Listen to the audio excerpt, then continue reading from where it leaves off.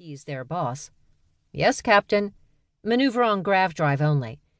If there's anyone on that ship, we don't want to spook them." Kylie leaned forward and gripped the railing at the fore of the bridge, staring through the ploss at the view.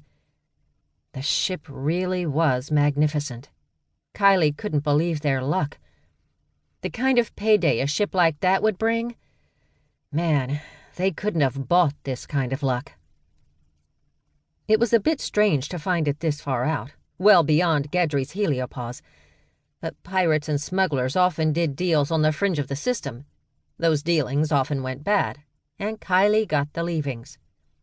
The derelict was a Headland 17-7 freighter, bulky instead of sleek, and designed to carry cargo, not human beings.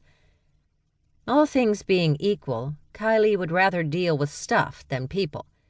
Rogers was more than capable at his job, but still Kylie bent over a console to review the scan. The readings on the abandoned freighter confirmed everything on board was as quiet as a mouse. Life support was shut down, or malfunctioning, and the engines were offline.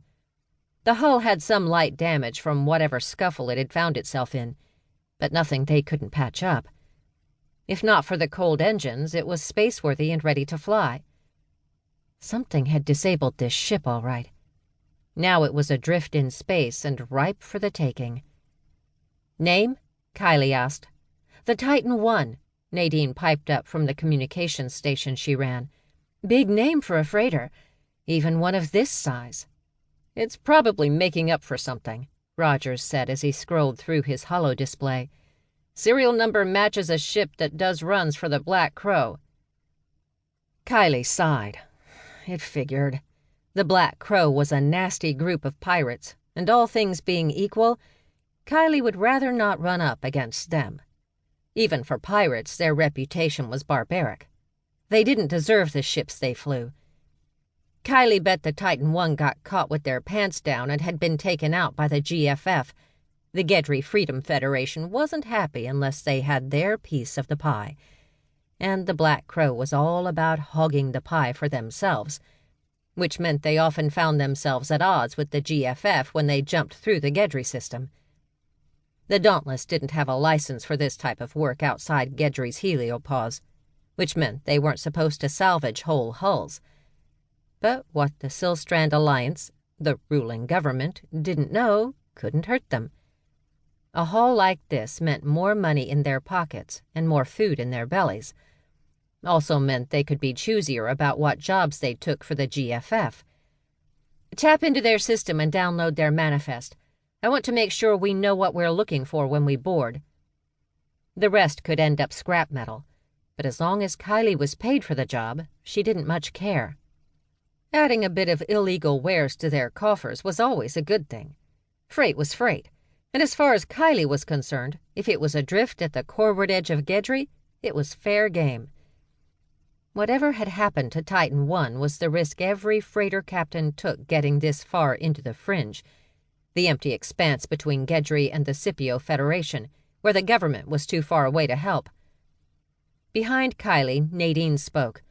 "Close enough to send a hail, if you find it necessary, Captain." With genetically enhanced curves, azure hair, and piercing blue eyes, Nadine was the type of woman Kylie didn't mind being stuck in space with. "It's always necessary. We won't be caught with our hand in the cookie jar while I'm in charge."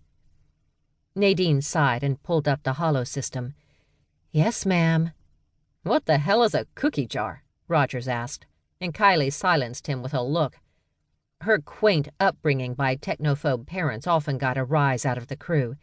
"Most cookies come in those nice sealed packages," Rogers muttered. Nadine sent the message across the void in a narrow ship-to-ship transmission. "Disabled freighter Titan I. This is the Dauntless acting on the authority of the GFF. Prepare to be boarded. Stow your weapons and remain in your quarters. We will be coming in hot." Nadine threw a glance at Kylie. Her super-slick hair glimmered and changed color as light raced across each individual strand. "Message will repeat 3 more times, Captain." Kylie crossed her arms and leaned over Nadine's display. "No heat signatures or movement?" "None yet," Nadine confirmed.